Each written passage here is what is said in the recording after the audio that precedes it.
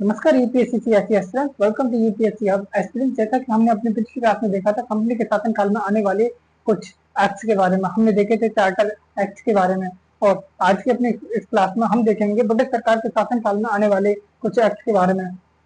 आज की अपनी इस क्लास में हम देखेंगे इंडियन गवर्नमेंट एक्ट ऑफ 1858 के बारे में। मगर उस एक्ट को बता देने से पहले मैं करा देना चाहता हूँ आपका क्विक रिवीजन, जो कि हमने अपनी पिछली क्लासेस में देखा था।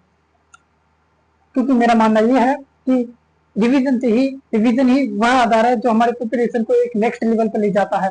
एस्पिरेंट्स, चलिए शुरू करते हैं। एस्पिरेंट्स, हमने अपने फर्स्ट लेक्चर में देखा था कि हमारे भारत में कई सारी यूरोपीय शक्तियां आती हैं, जैसे पुर्तगाली भारत में आते हैं, डच लोग आते हैं, इंग्लिश लोग आते हैं, डेनिश लोग आते हैं, फ्रेंच लोग आते हैं। एस्पिरेंट्स, मैंने आपको बताया था उन सभी पर विजय रहते हैं वो अंग्रेज उन सभी यूरोपीय शक्तियों पर विजय रहते हैं और वो ब्रिटेन में अपने एक निकाय को बनाते हैं, अपनी एक कंपनी को बनाते हैं जिसका नाम रखते हैं British east India company. British east India company. Experience, अपनी पिछली क्लासेस में हमने देखे थे दो तरह के शासन के बारे में। एक था कंपनी का शासन मतलब ब्रिटिश ईस्ट इंडिया कंपनी का शासन। दूसरा शासन था ब्रिटिश गवर्नमेंट का शासन, ब्रिटिश ताज का शासन या ब्रिटिश सम्राट का शासन। हमने देखा था ब्रिटिश ईस्ट इंडिया कंपनी का शासन, जो कि 1773 से 1858 तक चलता है। हमने देखा था ब्रिटिश सरकार का शासन, ब्रिटिश ताज का शासन, ब्रिटिश सम्राट का शासन, जो कि 1858 से देश की स्वतंत्रता 1947 1947 तक चलता है। एस्पिरेंट्स,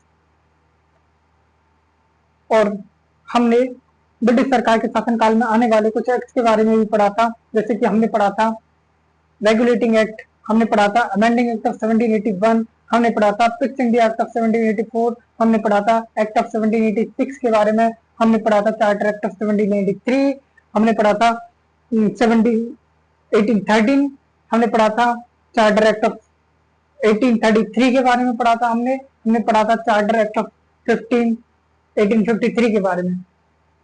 और वहीं पर हमारी चार्टर एक्ट की श्रृंखला की शुरुआत हो जाती थी खत्म। और फिर हमने देखा था कि 1857 का एक आंदोलन होता है और उसके बाद में भारत का जो शासन था वो ब्रिटिश ईस्ट इंडिया कंपनी से ब्रिटिश गवर्नमेंट के हाथों में चला जाता है, ब्रिटिश क्राउन के हाथों में चला जाता है। फिर शुरुआत होती है क्राउन के शासन की, ब्रिटिश सरकार के शासन की। और आज की अपनी इस क्लास में हम ब्रिटिश सरकार के शासन से ही शुरुआत करेंगे। ब्रिटिश सरकार का शासन जो कि 1858 से देश की आजादी 1947 तक चलता है, देश की स्वतंत्रता तक चलता है। स्टूडेंट, चलिए आज की इस क्लास में हम देख लेते हैं 1858 का भारत सरकार अधिनियम, इंडियन गवर्नमेंट एक्ट ऑफ 1858 के बारे में देख लेते हैं। इंडियन गवर्नमेंट एक्ट ऑफ 1858 था क्या, हम देखेंगे। Indian government act of 1858, Indian Indian government Indian government act of 1858, Indian government act of 1858, 1858 का भारत सरकार अधिनियम, सरकार अधिनियम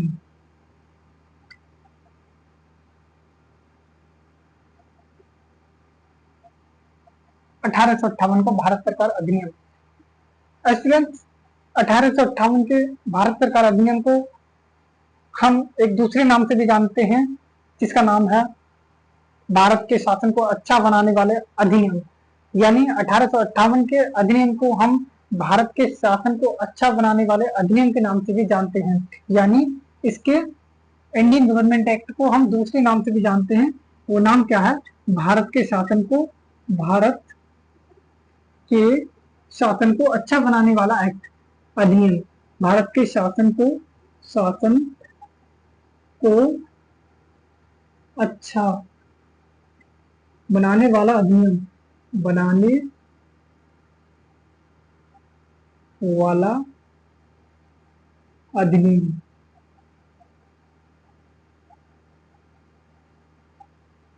यानी भारत के शासन को अच्छा बनाने वाले अधिनियम के नाम से भी इंडियन गवर्नमेंट एक्ट ऑफ 1858 को जाना जाता है। एस्पिरेंस, इस एक्ट के लागू हो जाने से ब्रिटिश ईस्ट इंडिया कंपनी का जो शासन था वो समाप्त हो गया था, और जो भारत का शासन का उत्तरदायित्व प्रत्यक्ष ब्रिटिश ब्रिटिश क्राउन के हाथों में चला गया था, ब्रिटिश ताज के हाथों में चला गया था। यानी इस एक्ट के द्वारा और क्या हुआ था, इस एक्ट के द्वारा ब्रिटिश सरकार का शासन समाप्त, ब्रिटिश ईस्ट इंडिया कंपनी का शासन जो था वो समाप्त हो गया था।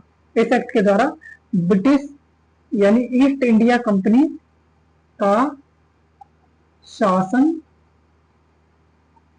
समाप्त। इस एक्ट के द्वारा ईस्ट इंडिया कंपनी का शासन हो गया था समाप्त। इस एक्ट के द्वारा ईस्ट इंडिया कंपनी का शासन हो गया था समाप्त। और एस्पिरेंट, हम इस एक्ट के बारे में देख लेते हैं, इस एक्ट की कुछ विशेषताओं के बारे में। क्या थी इस एक्ट की विशेषताएं, चलिए देख लेते हैं इस एक्ट की विशेषताओं के बारे में। इस एक्ट की विशेषताओं के बारे में देख लेते हैं। विशेष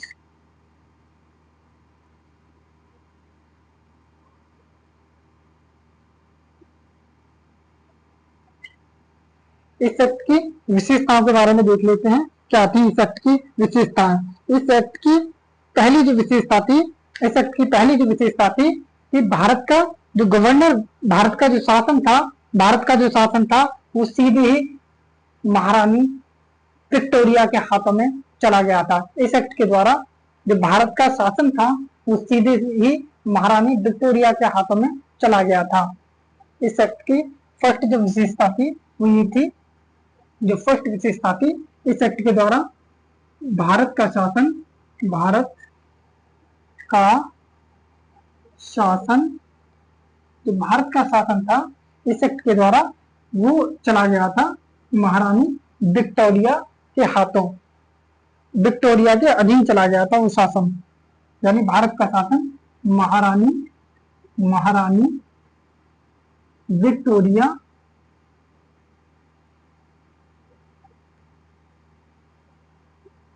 के अधीन, यानी जो भारत का जो शासन था वो महारानी विक्टोरिया के अधीन चला गया था इस एक्ट के द्वारा। इस एक्ट के द्वारा भारत का शासन महारानी विक्टोरिया के अधीन चला गया था। और इस एक्ट के द्वारा देख लेते हैं आगे क्या हुआ था। इस एक्ट के द्वारा जो गवर्नर जनरल का पद था, जो गवर्नर जनरल का पद था उसको बदल दिया गया और उसके पदनाम रख दिया गया था वायसराय। भारत के गवर्नर जनरल का पदनाम बदलकर, भारत के गवर्नर जनरल का पदनाम बदलकर भारत का वायसराय कर दिया गया। यानी नंबर दूसरा इसकी विशेषता थी कि जो भारत का जो गवर्नर जनरल का पद था, गवर्नर जनरल का पद था, गवर्नर जनरल का जो पद था, गवर्नर जनरल का जो पद था उसका पदनाम बदला गया इस एक्ट के द्वारा। इस एक्ट के द्वारा उसका पदनाम बदला गया, पदनाम बदला गया और उसे भारत का गवर्नर, उसे भारत का वायसराय बना दिया गया। यानी गवर्नर जनरल को भारत का वायसराय बना दिया गया, यानी वायसराय, इसको भारत का वायसराय बना दिया गया, भारत का इसको वायसराय बना दिया गया। और मैं आपको बता दूं कि भारत के ऐसे प्रथम वायसराय, भारत के ऐसे प्रथम वायसराय लॉर्ड भारत के ऐसे प्रथम वायसराय लॉर्ड कैनिंग थे। भारत के ऐसे प्रथम वायसराय लॉर्ड कैनिंग थे। मैं आपको बता दूं जो भारत के ऐसे प्रथम वायसराय थे, भारत के ऐसे फर्स्ट वायसराय, भारत के ऐसे प्रथम वायसराय थे वो लॉर्ड कैनिंग थे। लॉर्ड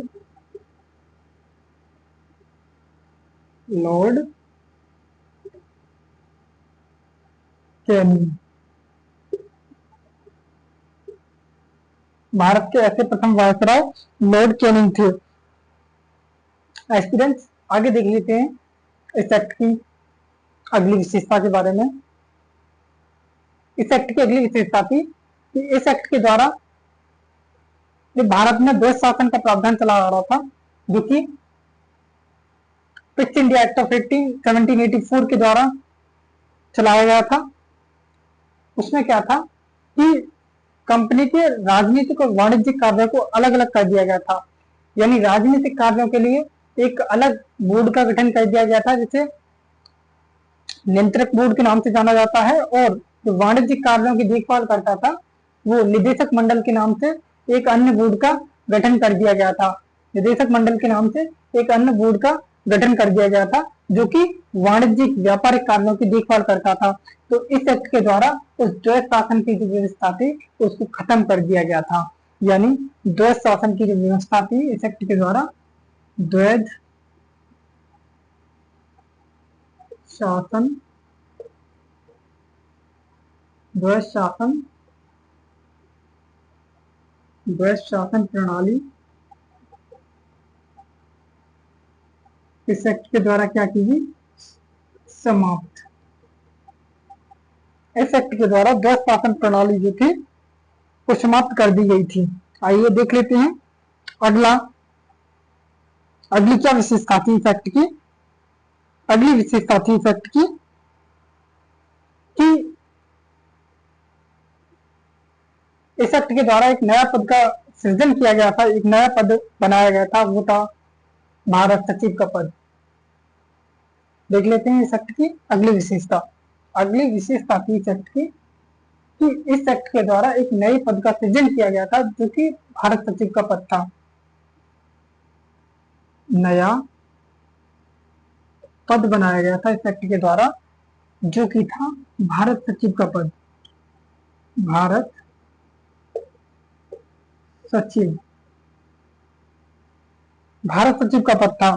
भारत सचिव का पद, भारत जो सचिव था वो ब्रिटिश कैबिनेट का सदस्य था।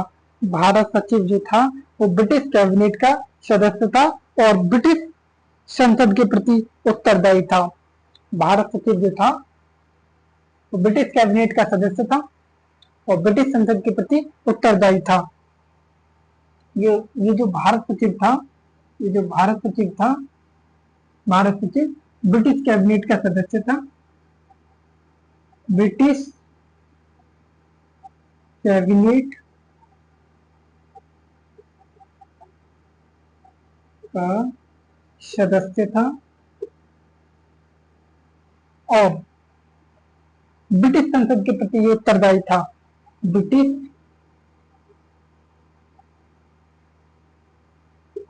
संसद के प्रति उत्तरदायी,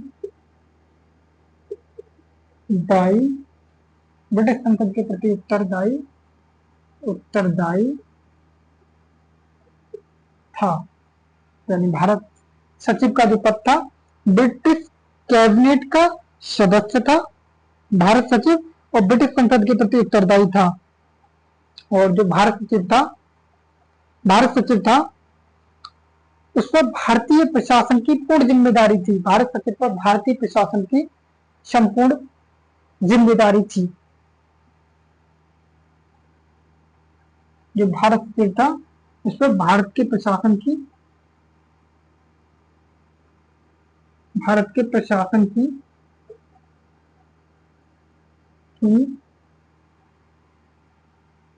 संपूर्ण जिम्मेदारी,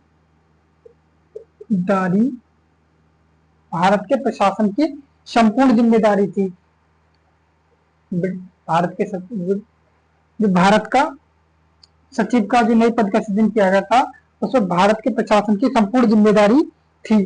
भारत का जो सचिव था, भारत का सचिव की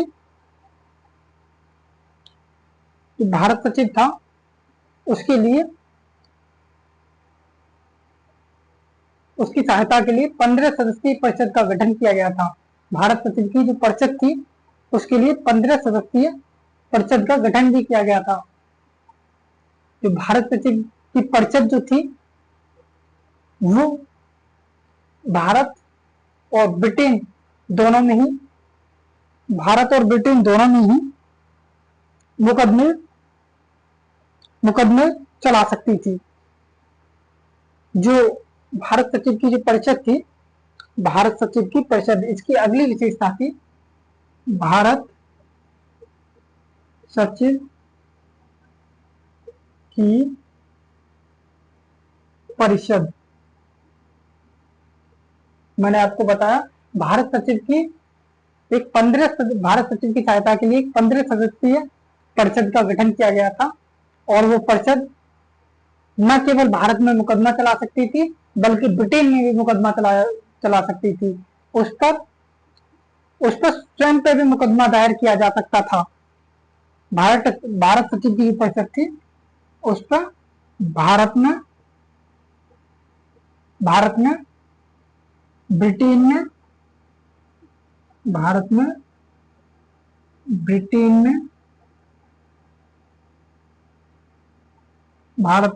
में दोनों में ही मुकदमा चलाया